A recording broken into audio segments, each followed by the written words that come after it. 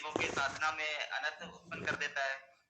तो इस प्रकार के अनर्थ जो है या कोई और प्रतिष्ठा मिल गई तो ये सारे सुकृति अनर्थ में जी, श्री विश्वनाथ चक्रवर्ती पाद ने हमें बताया था कि 4 प्रकार के अनर्थ होते हैं।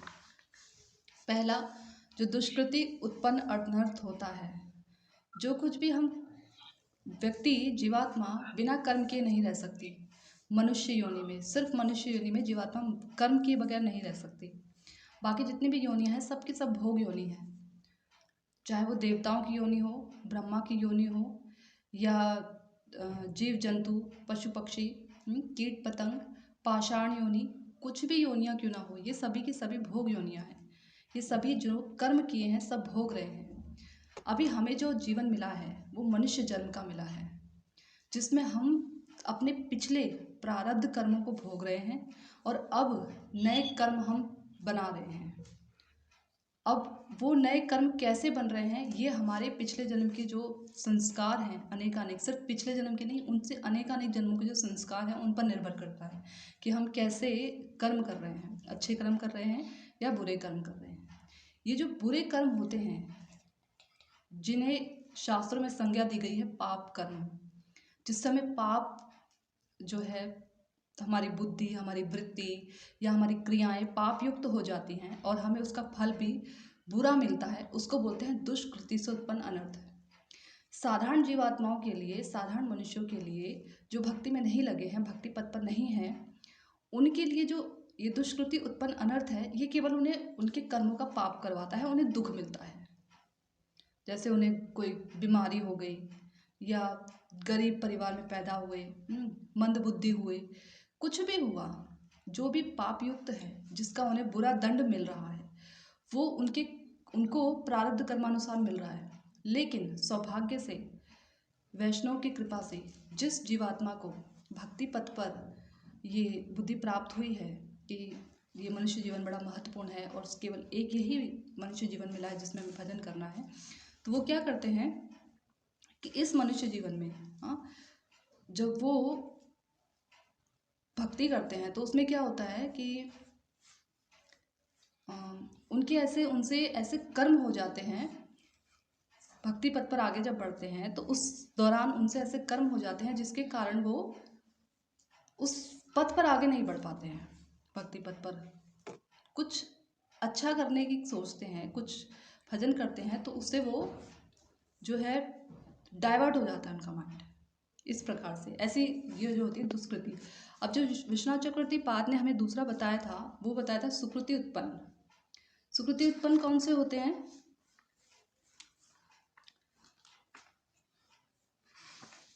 ये एक मिनट, नेटवर्क की प्रॉब्लम आ रही है इसमें, मेरे को क्लियर नहीं हो रहा है, एक मिनट।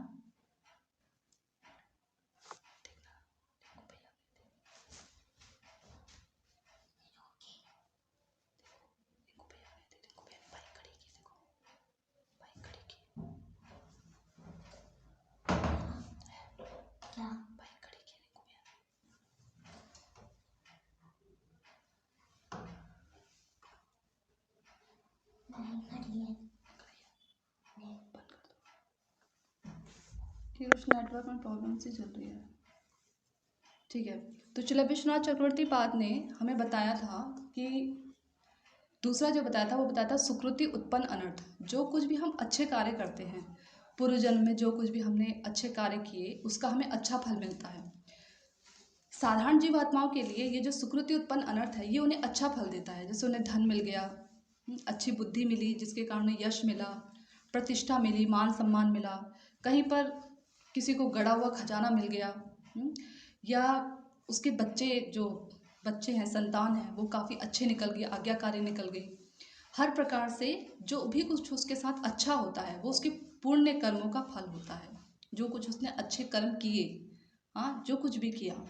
लेकिन भक्ति पथ पर जो जीवात्मा, जो नवीन साधक आता है, उसके लिए ये जो सुकृति उत्पन्न होता है ये अनर्थ बन जाता है। अब ये पुण्य नहीं रहते उसके, ये पुण्य भी उसके अनर्थ बन जाते हैं। कैसे? जब वो भक्ति करने के लिए इस पथ पर निकलता है, थोड़ा सा भजन अच्छा होने पर क्या होता है कि उसके जो आसपास के जो लोग हैं उसके जीवन में आ जाते हैं, उसका यश बढ़ जाता है, उसकी प्रतिष्ठा बढ़ जाती है। ये सुकृति उत्पन्न अनर्थ है। उसने कुछ अच्छा किया, अपने आप ही बिना, बस अभी शुरू ही किया था। जैसे मैंने यहाँ पर एक वो थे, तो क्या किया था कि भक्ति पथ में वो आए थे, कुछ उनका कोई मतलब इनाम टाइप का कुछ निकल गया था। अभी मुझे कल ही सुनने में मुझे पता लगा। तो क्या हुआ, इसके कारण क्या हुआ, उनकी जो वृत्ति थी, जो वृत्ति भगवान में लगी थी, वो वृत्ति कहाँ चली गई, संसार की तरफ को। तो इस प्रकार से ये जो क्रियाएं होती हैं, ये जितनी भी ये सारी क्रियाएं हैं, ये सुकृति उत्पन्न अनर्थ है। हाँ, हमारी सुकृतियाँ जो हमने पूर्व जन्म में जो कार्य किए थे, वो हमें अच्छे फल प्रदान करते हैं, जो हमारी भक्ति में बहुत बड़ी बाधा पैदा करते हैं। क्योंकि भजन में ये हमारे जो 5 ज्ञान इंद्रियां हैं, उसके साथ युक्त जो मन है, ये इसके कारण ही भजन होता है, इनके कारण ही भजन होता है। यदि हम ये इंद्रियां और ये मन हमारा संसार में लगा रहेगा, तो हम ना तो भगवान का चिंतन कर पाएंगे और ना इन इंद्रियों के द्वारा सेवा कर पाएंगे। तो ये सुकृति उत्पन्न अनर्थ हैं, जो हमें भक्ति पथ से दूर कर देते हैं। कई साधक ऐसे भी हैं जो दूर हो जाते हैं, चाहे पाप कर्म उसके सामने आए, चाहे पुण्य कर्म सामने आए। तीसरा हमें श्रील विश्वनाथ चक्रवर्ती पाद ने बताया था अपराध से युक्त, जिस पर हम चर्चा करेंगे इस बार, कि अपराध से युक्त अनर्थ क्या होते हैं। अपराध कई प्रकार के बताए गए हैं शास्त्रों में, लेकिन मुख्यतः मेन जो बताए गए हैं वो 4 प्रकार के अपराध बताए गए हैं। पहला वैष्णव अपराध, धाम अपराध, सेवा अपराध और नाम अपराध। जो वैष्णव अपराध है, ये 6 प्रकार के वैष्णव अपराध होते हैं। उसमें सबसे पहले यहाँ पद्म पुराण में दिया गया है कि श्रील विश्वनाथ चक्रवर्ती पाद ने सबसे पहले सेवा अपराध के बारे में बताया गया है कि सेवा अपराध 32 प्रकार के होते हैं। मुख्यतः जो 32 प्रकार के सेवा अपराध होते हैं, आप लोगों में से कईयों ने सुने भी होंगे। जो हमें सेवा करते समय, जब हम अर्चा विग्रह की सेवा करते हैं ना, तो ये अपराध नहीं होने चाहिए।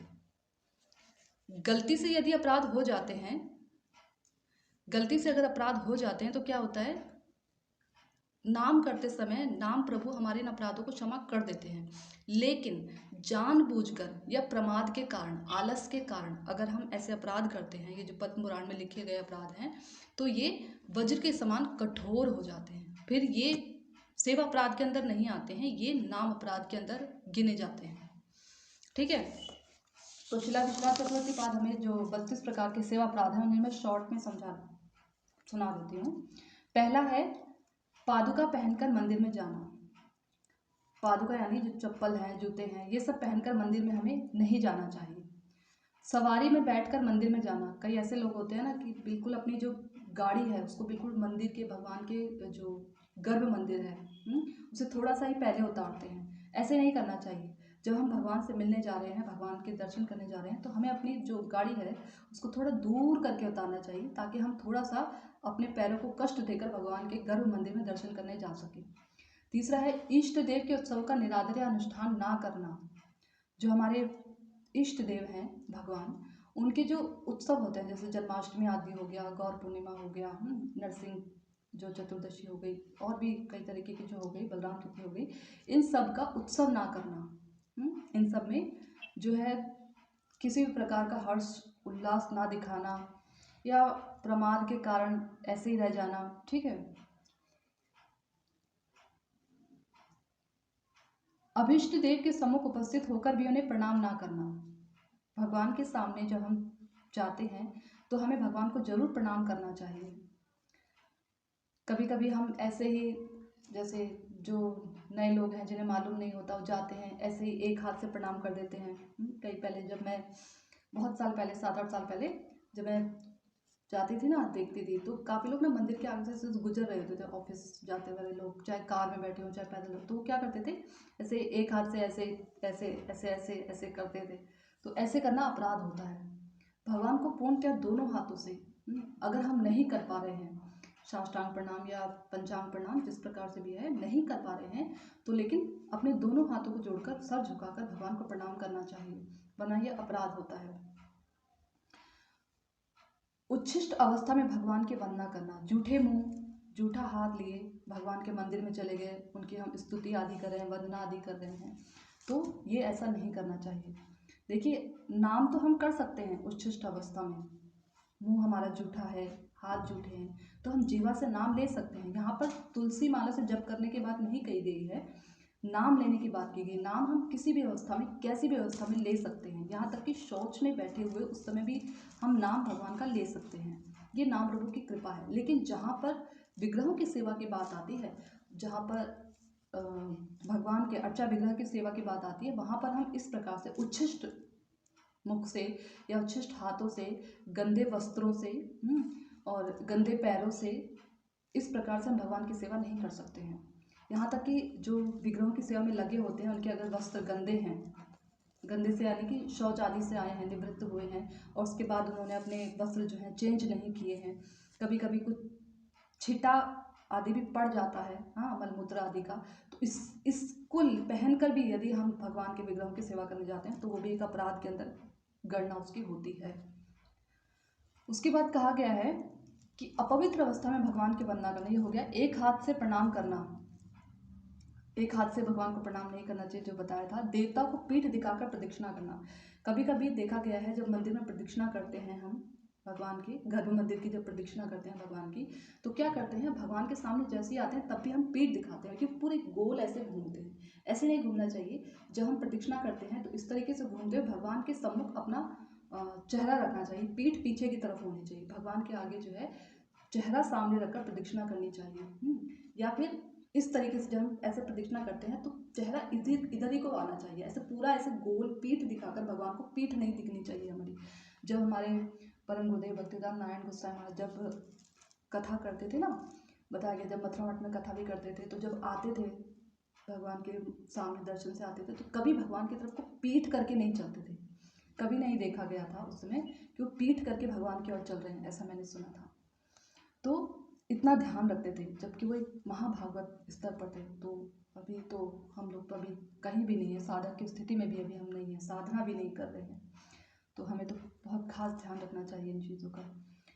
आगे बताया गया, विग्रह के आगे पैर पसारना,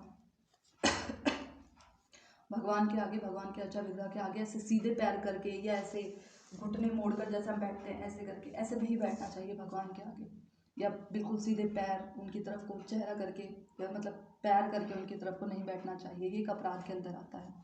फिर बताया गया कि उनके सामने हाथों से अपने घुटनों को बांध कर बैठना, जैसा भी बताया था। उनके आगे शयन करना, भगवान के मंदिर के आगे शयन भी नहीं करना चाहिए। भगवान अर्चा विग्रह है सामने, अर्चा विग्रह नहीं साक्षात तुम्ही ब्रजेंद्र नंदन, उनके आगे हमें लेटना नहीं चाहिए, शयन नहीं करना चाहिए, ये एक अपराध होता है। एक ही कमरा है, मान लीजिए किसी के पास एक ही कमरा है, उसी में उसके ठाकुर जी भी हैं, उसी में उन्हें रहना भी है, खाना भी है, सोना भी है, सब कुछ करना है, तो क्या कर सकते हैं कि भगवान के मंदिर में पर्दा लगा सकते हैं। जब भगवान शयन कर रहे हैं पर्दा लगा सकते हैं और उस समय फिर वो विश्राम कर सकते हैं। लेकिन अगर अलग मंदिर है या कुछ ऐसी उनके पास सुविधा भी है, तो वहाँ पर भी अगर प्रमादवश आलसवश हम ऐसे ही लेट जाएं तो ये ठीक नहीं है, ये अपराध होता है। विग्रह के सामने मिथ्या भाषण करना, झूठ बोलना, या किसी को डांटना, किसी पर शासन करना। क्यों? क्योंकि भगवान है ना, शासन, भगवान भोगता है, भगवान का कार्य है कि वो शासन करे, वही एक शासक हैं पूर्ण रूपेण। कोई और उनके सामने उनके बराबर की सत्ता दिखाए, ये एक अपराध आता है। कि उनके सामने कोई दूसरे जीवात्मा को डांट फटकार रहा है, जहाँ पर अगर वो सेवा से युक्त होकर कोई गलती कर रहा है और आप उसे समझाने के लिए डांट रहे हैं तो एक अलग चीज़ है। लेकिन भौतिक किसी विषय पर डांटना, फटकारना, मारना, चिल्लाना, गाली देना, अपशब्द कहना, मिथ्या भाषण करना, ये सब कुछ एक अपराध के अंदर आता है। लेकिन जैसे कोई सेवा कर रहा है, आप सेवा में लगे हैं और कोई आप देख रहे हैं कि वो व्यक्ति जो है भगवान की सेवा ठीक से नहीं कर रहा है, उससे कुछ गलत हो रहा है, तो उसे सिखाने के लिए आप उसे डांट सकते हैं, ठीक है। परंतु वैसे डांटना ये एक अपराध के अंदर परिणित होता है।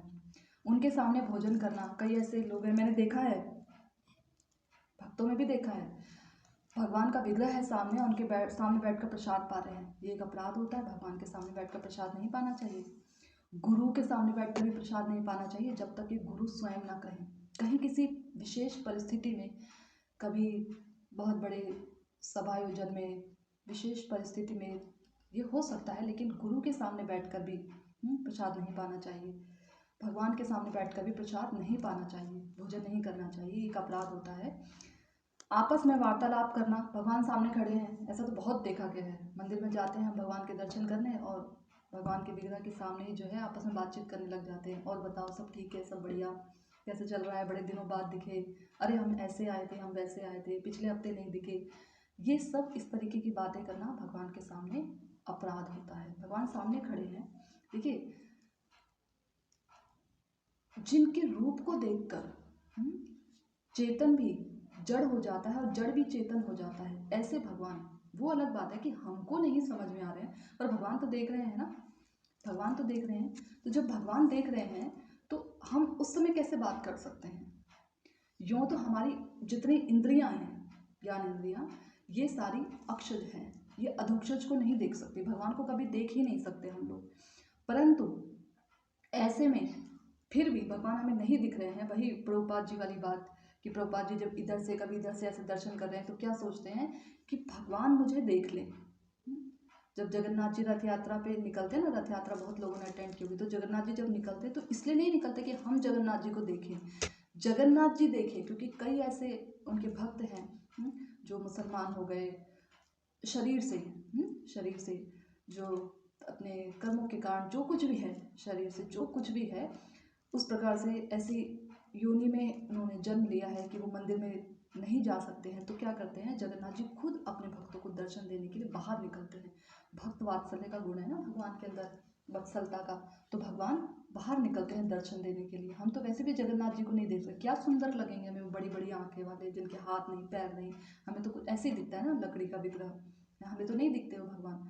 तो क्या है, भगवान हमें देख रहे हैं, तो ये सोच कर भी हमें भगवान के विग्रह के सामने बातें नहीं करनी चाहिए, कभी नहीं करनी चाहिए। आगे है, विग्रह के सामने उच्च स्वर से बोलना, जैसे भी बताया था ना, चिल्लाना, जोरों से डांटना, आपस में बातें करना, रोना, डांटना, फटकारना, ये सब क्रूर भाषा, मिथ्या भाषा, इन सब का उपयोग करना। उसके बाद है, उनके सामने या सेवा के समय भी कंबल में नहीं आना चाहिए। क्यों? क्योंकि कंबल बना होता है ना लोम का, रोए का। लोम, लोमश ऋषि के कुछ उन्होंने ये श्राप दिया था, कुछ ऐसा कुछ था, मुझे ठीक से ध्यान नहीं आ रहा।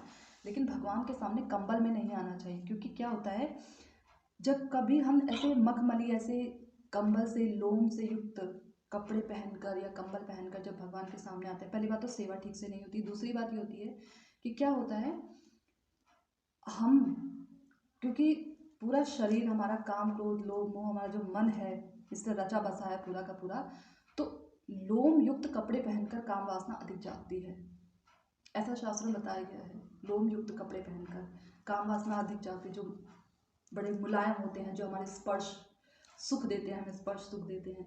तो क्या होता है कि उस समय जो भी है काम वासना अधिक जागती है, और भगवान की सेवा में उस समय व्यक्ति जो होता है अपवित्र हो जाता है। उस समय अपवित्र हो जाता है, शरीर से भी, शारीरिक रूप से भी अपवित्र हो जाता है। तो इस प्रकार से भगवान की सेवा में कंबल आदि धारण करके नहीं जाना चाहिए। उनके सामने किसी की निंदा करना या दूसरों की स्तुति करना, ये सब अपराध होते हैं। अश्लील भाषा का प्रयोग करना, अधोवायु का परित्याग करना, सामर्थ्य रहने पर भी गौण उपचार से सेवा करना, यानी कि हम बहुत सामर्थ्यवान हैं या सामर्थ्यवान हैं, कर सकते हैं सेवा, इतना हमें धन मिला है, शरीर हष्ट पुष्ट है हर प्रकार से, तो भी हम सेवा करते नहीं हैं आलस के कारण या कंजूसी के कारण। तो क्या होता है, इस प्रकार से जो किया जाने वाली सेवा होती है वो अपराध के अंदर होती है। कंजूसी दिखाते हैं हम, कभी कभी ऐसा देखा जाता है, हम मंदिर में जाते हैं, प्रसाद पाते हैं, वहाँ रहते भी हैं, सब कुछ करते हैं, लेकिन जब भगवान की सेवा का देने का अवसर आता है, धन आदि देने का अवसर आता है, तो हमारी जो जेब होती है बड़ी टाइट हो जाती है, पैसे ही नहीं निकलते बाहर को, है। तो ऐसा होता है, सामर्थ्य होने के बावजूद, उसके लिए नहीं कहा गया जिसके पास सामर्थ्य ही नहीं है, सामर्थ्य सामर्थ्य होता है तो भी यदि नहीं करते हैं तो, या धन नहीं है, चलो कोई बात नहीं, शरीर है, शरीर पूरा हष्ट पुष्ट है, तो भी हम सेवा में आनाकानी दिखा रहे हैं, सेवा में प्रमाद कर रहे हैं। ये सिर्फ मंदिरों में नहीं, अपने घर में भी अर्चा विग्रह ऐसे ही पड़े हैं। मैं एक डिवोटी के यहाँ गई थी, एक साधक के यहाँ गई थी, और उनके जब मैंने भगवान के दर्शन किए ना, जब मतलब किसी डिवोटी के यहाँ जाती हूँ तो हृदय से इच्छा होती है कि सबसे पहले इनके भगवान के दर्शन किए जाएं, भगवान उनके मंदिर के दर्शन किए जाएं। तो जब मैं देखने गई ना भगवान को, एक तो काले भगवान, ऊपर से वो धूल मिट्टी से और काले हो रखे थे, इतनी धूल बैठी थी विग्रहों पर, उनके मंदिर पर। जब मैं प्रणाम कर रही थी तो जब मैंने ऐसे हाथ लगाया तो मुझे ऐसा लग रहा था, मुझे अम्बरीश महाराज की याद आ रही थी कि अम्बरीश महाराज अपने हाथों से, महाराज राजा होने के बाद भी, चक्रवर्ती सम्राट होने के बाद भी अपने हाथों से धूल को साफ कर रहे हैं। बताइए, हाथों से, अपने हाथों से मंदिर का मार्जन कर रहे हैं। तो मैं उस समय जब वो धूल जब साफ कर रही थी तो मुझे अम्बरीश महाराज की याद आ रही थी। हाँ, कहाँ वो चक्रवर्ती सम्राट, और कहाँ हम लोग, कुछ नहीं है, उसके बाद भी हम इतने व्यस्त हैं, इतने व्यस्त हैं कि हमें भगवान की सेवा करने का मतलब ले आते हैं, बस यूँ कह लीजिए, उनको खरीद के ले आते हैं। खरीदना, खरीदना यानी भगवान कृपा करके हमारे घर नहीं आए, खरीद के ले आए हम, ऐसा शब्द हम इस्तेमाल भी करते हैं, खरीद के ले आए हम। तो खैर ऐसा नहीं होना चाहिए, ये एक अपराध के अंदर अगर हमने विग्रह रखे हैं तो हमें बिल्कुल उनकी सेवा करनी चाहिए। उन क्योंकि मनुष्य जीवन मिला है ना भगवान की सेवा करने के लिए। हमारा जो स्वरूप है वो सेवा करने का ही है। यदि हम भगवान की सेवा नहीं करेंगे तो हम संसार की सेवा डेफिनेटली करेंगे, इसमें कोई शक नहीं है। मन एक ही है, अगर हम भगवान का चिंतन नहीं करने में लगाएंगे तो इस संसार का चिंतन अपने आप करेगा, क्योंकि मन की आदत है सोचने की, मन को आदत है सोचने की। मन कुछ ना कुछ सोचेगा, उसको सोचने के लिए सामग्री चाहिए। अब हम भगवान के विषय में तो सोच नहीं रहे हैं तो क्या सोचेगा, संसार के विषय में सोचेगा। हाथ हैं सेवा करने के लिए, ये करेंगे करेंगे सेवा, किसी और की नहीं तो अपनी करेंगे, करेंगे जरूर। हाँ, ये आंखें हैं सेवा करेंगे करेंगे। तो यदि ये भगवान की सेवा में नहीं लगती हैं तो संसार की सेवा अपने आप लगेंगी, संसार की अपने आप सेवा करेंगी। और संसार की सेवा करने में दुख है, भगवान की सेवा करने में आनंद है। सुख भी नहीं कहा, आनंद कहा गया। शास्त्र बताते हैं भगवान की सेवा करने में आनंद आता है, सुख नहीं बोला, क्योंकि सुख का विपरीत दुख होता है। आनंद का कोई पर्यायवाची ढूंढने से भी नहीं मिलता, सॉरी विलोम शब्द ढूंढने से भी नहीं मिलता। तो अर्चा विग्रहों की जो सेवा है, जो मंदिर मार्जन आदि है, विग्रहों को नहलाना धुलाना है, ये सब कार्य करने चाहिए। ऐसे ही भगवान पड़े रहते हैं, एक एक 15-15 दिन तक उनके कपड़े ही नहीं बदलते, और कोई कहीं से फटा है, कोई कहीं से फटा है। खैर जो भी है, तो आगे बताया, इसमें ये भी बताया गया है कि अर्चन के समय तुलसी, धूप, दीप, नैवेद्य आदि ये सब जो उपकरण हैं, इनसे भी भगवान की सेवा, सामर्थ्य होने के बावजूद भी इनसे भी सेवा नहीं करते, उसको भी अपराध के अंदर गिना जाता है। अनिवेदित वस्तुओं का भोजन करना, ये तो बहुत करते हैं भाई हम, ये तो सबसे ज़्यादा करते हैं।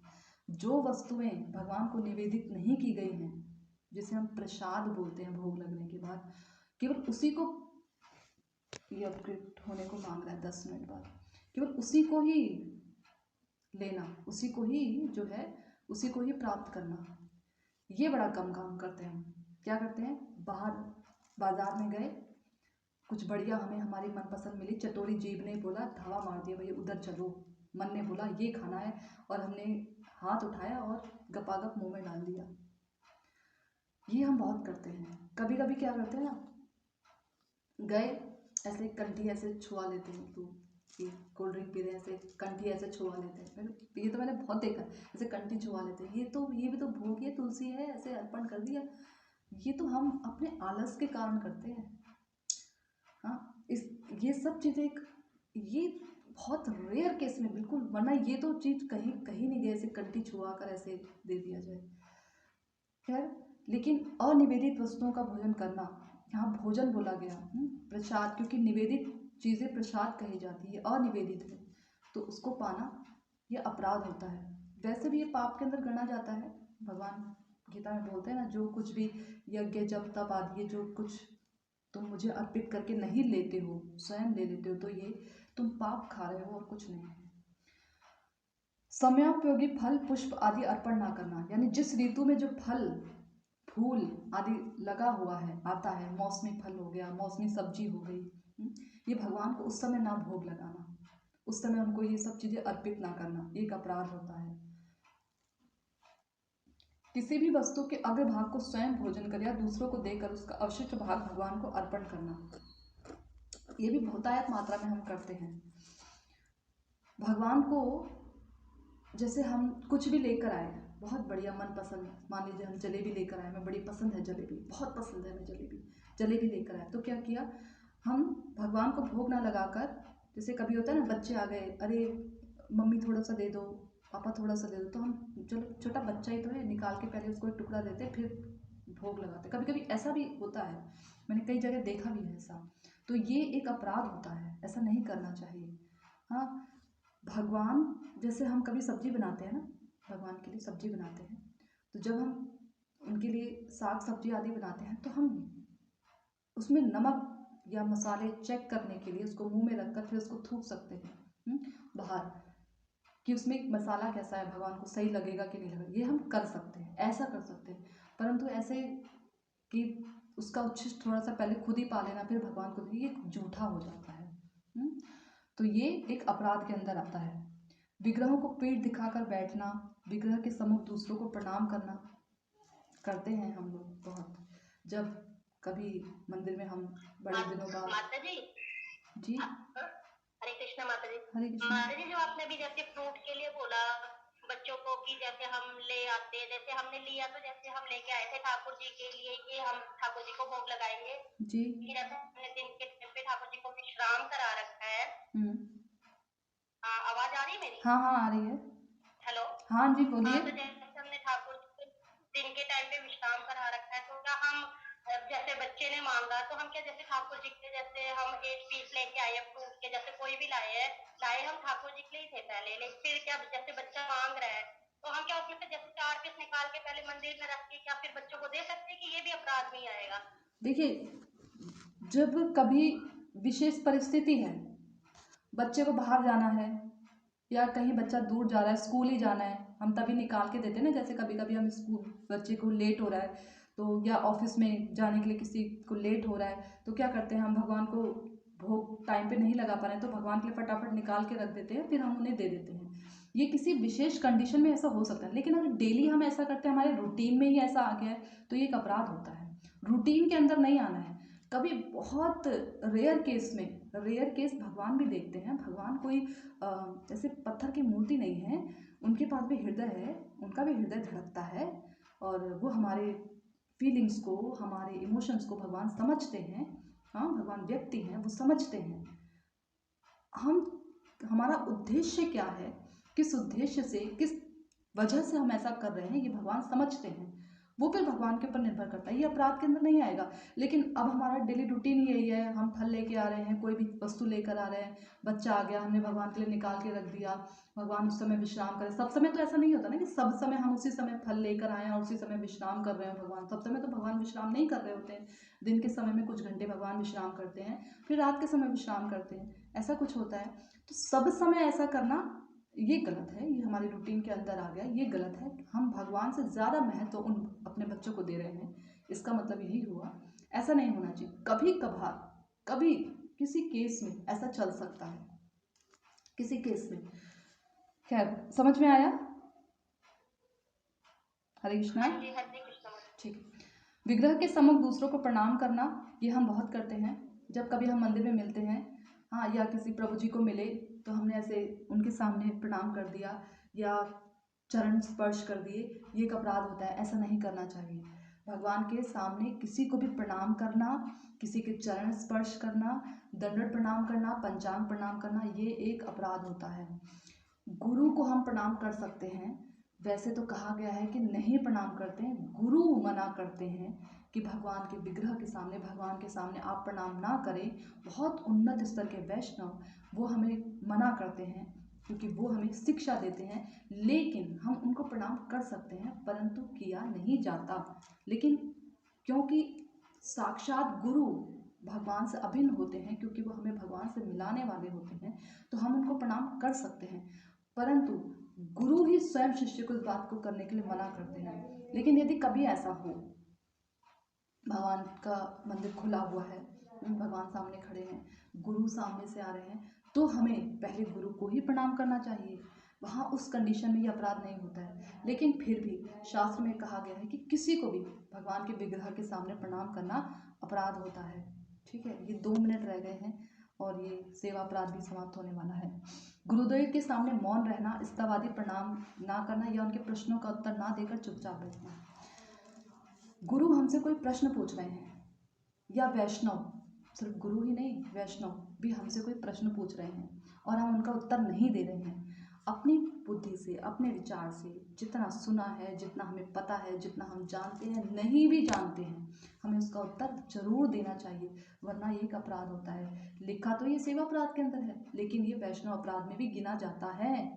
ये जो पॉइंट है ना, ये वैष्णव अपराध के अंदर भी गिना जाता है कि अगर गुरु हमसे कोई प्रश्न पूछ रहे हैं, वैष्णव हमसे कोई प्रश्न पूछ रहे हैं, या कोई बात हमसे पूछ रहे हैं, तो हम जो है बिल्कुल मौन धारण करके बैठे हैं, उनकी बातों का जवाब नहीं दे रहे। साधारण जगत में भी अगर हम देखें, तो अगर हमसे कोई कुछ पूछ रहा हो और हम चुपचाप रहें, तो जो पूछ रहा है व्यक्ति, उसको बुरा लगता है। वैसे भगवान को बुरा नहीं लगता है, परंतु एक शिष्टाचार वश ऐसा नहीं करना चाहिए, ये एक अपराध होता है। ठीक है, उसके बाद है देवताओं की निंदा करना और अपनी प्रशंसा करना। अपनी प्रशंसा करना, ये कहाँ, भगवान के सामने। आज हमने भगवान का कितना सुंदर श्रृंगार किया है, वाह कितना सुंदर श्रृंगार किया है। तो ये इस प्रकार के वचन कहना, अपनी प्रशंसा करना, या वैष्णव के सम्मुख अपनी प्रशंसा करना, हम तो प्रभु जी, हम तो 1 लाख हरिनाम करते हैं, समय नहीं मिलता। ये रीजॉइन करने के लिए कह रहे हैं, 8:40 हो गया, तो जैसे ही होगा आप रीजॉइन कर लीजिएगा। हमें समय ही नहीं मिलता है बिल्कुल भी। हाँ, और 1 लाख हरिनाम करते हैं, सुबह उठ जाते हैं 3 बजे, क्या बताएं हम। हाँ, इस प्रकार की प्रशंसा करना जो है अपराध होता है। वैष्णव के सम्मुख ऐसी प्रशंसा नहीं करनी चाहिए जब तक कि वो हमसे ना पूछे कि आप क्या करते हैं, क्या नहीं करते हैं। और देवताओं की निंदा करना, ये तो अपराध है ही, ये तो जो है नाम अपराध के अंदर भी आता है। देवता आदि जो है, उनकी निंदा करना क्या होता है, जब हम भक्ति में आते हैं ना, तो हमें ये बताया जाता है कि कृष्ण के अतिरिक्त, या आप जिनके भी उपासक हैं, राम भक्त हैं, नारायण भक्त हैं, जिनके भी उपासक हैं आप, नरसिंह भक्त हैं, आप इनके अतिरिक्त अन्य देवी देवता हो गए, शिव जी हो गए, ब्रह्मा जी हो गए, इंद्र हो गए, वरुण हो गए, इन सबको जो है बिल्कुल, इनको तो देखना भी मत, इनको प्रणाम भी मत करना, इनको कुछ नहीं। हाँ, इनकी निंदा करते हैं, ये भगवान के बराबर नहीं है, और क्या कहते हैं, बहुत निंदा करते हैं उनकी, बहुत। मैंने तो ऐसे कथावाचकों के मुंह से भी सुना हुआ है, इतनी निंदा करते हैं देवताओं की, बहुत ज़्यादा। तो इस प्रकार से जो निंदा करते हैं, ये एक अपराध के अंदर आता है। वो भगवान के उन्नत सेवक हैं, उन्नत सेवक हैं, तो ऐसे इस प्रकार से उनकी निंदा करना वैष्णव निंदा के अंदर आता है। वैष्णव की निंदा के अंदर आता है। वैष्णव ही तो है ना वो भी, वो हमें भक्ति प्रदान कर सकते हैं अगर हम उनसे याचना करें। हनुमान जी देखिए, भगवान के कितने प्यारे भक्त हैं, भगवान का नाम जपते रहते हैं, भगवान की सेवा में तत्पर रहते हैं। भगवान की सेवा ना मिले उन्हें तो वो उदास हो जाते हैं। ऐसा कोई समय नहीं गवाते जिसमें भगवान की सेवा ना करते हो। तो ऐसे अगर हम उनसे प्रणाम करते हैं,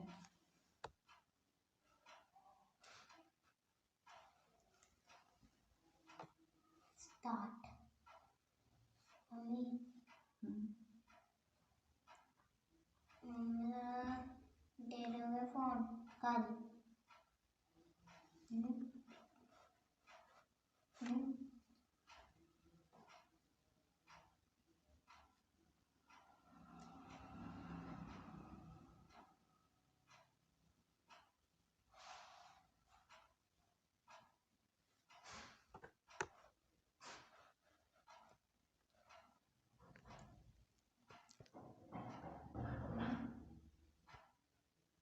आकाश भैया 1 मिनट रुकिए। हाँ, इसमें थोड़ा कोई दिक्कत आ रहा है।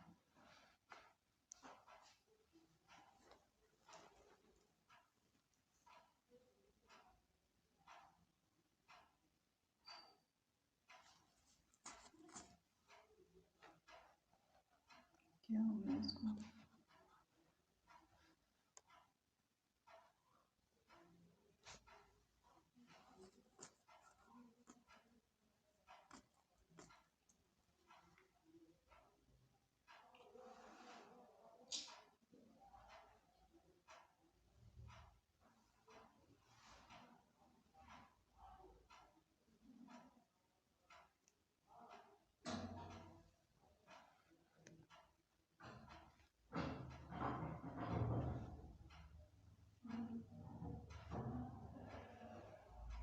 एक मिनट, इसमें वीडियो शो नहीं हो रही है।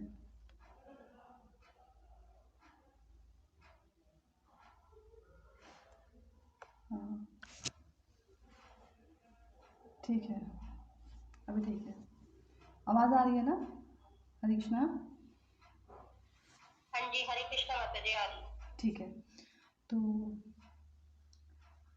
खैर, हाँ मैं ये कह रही थी कि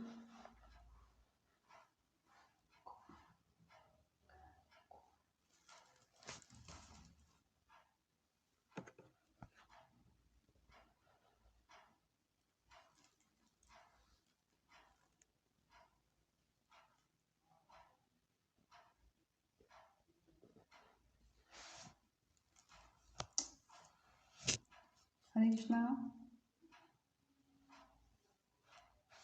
हरे कृष्णा। हरे कृष्णा माता जी। हाँ, तो मैं कहती कि कई ऐसे कथावाचक भी हैं जो जिनसे मैंने सुना कि देवताओं की निंदा करते हैं वो लोग। हाँ, तो ऐसे में जो है ये एक अपराध के अंदर आता है। हमें देवताओं की निंदा भी नहीं करनी चाहिए, क्योंकि ये जो देवता लोग हैं ये हमें भक्ति प्रदान करते हैं। जब हम वृंदावन जाएंगे तो वहाँ देखेंगे शिवजी जी का मंदिर है जो गोपेश्वर महादेव के नाम से है। हाँ, वो हमें कहा जाता है, ऐसा कहते हैं कि जब तक हम पहले सर्वप्रथम उनके दर्शन ना करें तब तक हमें जो है ब्रज धाम, जो वृंदावन धाम है, समझ नहीं आएगा। तो इस प्रकार से हमें जो देवता लोग हैं उनसे यदि हम याचना करते हैं तो हम पर कृपा करते हैं और हमें भगवान समझ में आते हैं। तो इसलिए उनकी निंदा आदि नहीं करनी चाहिए। कभी अगर उनके दर्शन हो तो उन्हें प्रणाम आदि कर देना चाहिए। वैष्णव ही तो हैं, जैसे वैष्णव को प्रणाम आदि करते हैं उनको भी हमें प्रणाम आदि कर देना चाहिए। वो अलग बात है कि कभी कोई आपको देवताओं का प्रसाद देता है, जैसे नवरात्र वगैरह होते हैं तो उसमें प्रसाद आदि दिया जाता है ना, तो वो नहीं लेना चाहिए। क्यों नहीं लेना चाहिए? इसका कारण है कि भगवान को भोग लगाए बगैर, जैसे उसमें बोला ना कि अनिवेदित वस्तुओं को ग्रहण करना भी एक अपराध होता है। तो जो देवता लोग हैं वो भगवान को भोग लगाए बगैर कभी भी जो है प्रसाद नहीं पाते हैं, कभी उसे ग्रहण नहीं करेंगे। तो यदि हम डायरेक्ट उनको दे रहे हैं तो वो उसे ग्रहण ही नहीं करेंगे, तो वो प्रसाद हुआ नहीं, वो तो एक अन्न ही तरीके से हुआ। तो हम उसको ग्रहण कर लेंगे तो हमें पाप लगेगा। तो इसलिए कहा जाता है कि इस प्रकार से आप साउथ में ही जाएंगे, उस मंदिर का मुझे नाम याद नहीं आ रहा है, उसमें शिव जी का मंदिर है और वो पहले उसमें भगवान को भोग लगाया जाता है, उसके बाद शिव जी के पास आता है। उड़ीसा में भी ऐसे ही है, जब पहले जगन्नाथ जी को भोग लगाया जाता है तो वही प्रसाद जो है वहाँ पर जो ये हनुमान जी का जो मंदिर है उनके पास जाता है वो प्रसाद लेकर, और फिर उसके बाद से वो जो है भक्तों में बांटा जाता है। तो इस प्रकार से किया जाता है। तो जब भगवान को भोग लगा अर्पित प्रसाद है फिर वो देवताओं के पास जाता है, फिर उसको हम स्वीकार कर सकते हैं। लेकिन डायरेक्ट जैसे कोई जगरात्रे करवाते हैं वो प्रसाद दे देते हैं, या कभी कोई वैष्णो मंदिर गया वहाँ का प्रसाद ले लिया, हमने उसको भी पा लिया, ये एकांतिक भक्ति के विरुद्ध होता है, इसको नहीं करना चाहिए। ये जो पद्म पुराण में बताए गए थे सेवापराध, कुछ वराह पुराण में भी बताए गए हैं अपराध हैं। हाँ, जिसके बारे में हम अगली कक्षा में चर्चा करेंगे। जो इससे कुछ मिलते जुलते ही हैं, कुछ ऐसा ही है जैसे कुत्ते आदि जो जानवर होते हैं उनके सामने से भगवान के लिए भोग नहीं लेकर जाना चाहिए, या वो जिस पदार्थ को देख रहे हैं उसे भगवान को भोग नहीं लगाना चाहिए। इस प्रकार से कुछ ऐसे हैं जिसके विषय में हम अगली बार चर्चा करेंगे। ठीक है, तो ये सेवा अपराध थे जो वराह पुराण में बताए गए थे, सॉरी पद्म पुराण में बताए गए थे। आप में से किसी को कुछ पूछना है इस बारे में, या किसी को कुछ बताना है, किसी ने कुछ सुना हो? आप लोग अब अनम्यूट हो सकते हैं।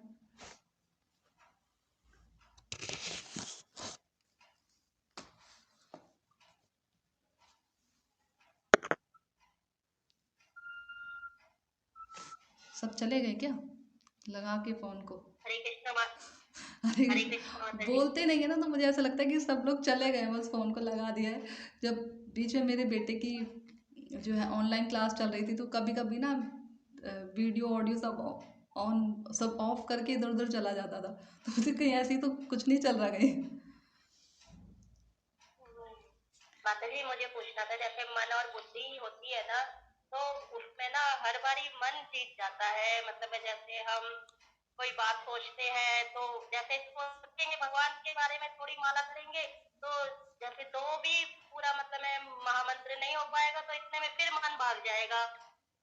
तो और हर बारी बुद्धि ही जीत जाती है। जैसे हम कुछ भी मतलब में, जैसे हमें पता है ये चीज नहीं करनी चाहिए, खाने पीने में गलत है, या हमने जैसे कि अभी आपने बोला देवी देवताओं का प्रसाद मिलता है तो हम उसे पा लेते हैं। मतलब है मन में लालच आ जाता है कि हाँ प्रसाद अच्छा लग रहा है, तो हम उसको पा लेते हैं।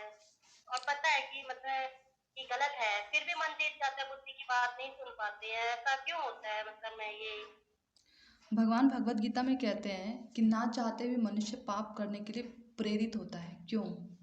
विवेक होने के बाद भी वो पाप करता है। ऐसा क्यों? उसे पता है ऐसा कोई नहीं है इस संसार में, यहाँ तक कि जो भक्ति में नहीं जुड़ा है ना, उसको भी मालूम है कि क्या पाप है और क्या पुण्य है, तो भी वो बलात् पाप की तरफ बढ़ता है। ऐसा क्यों?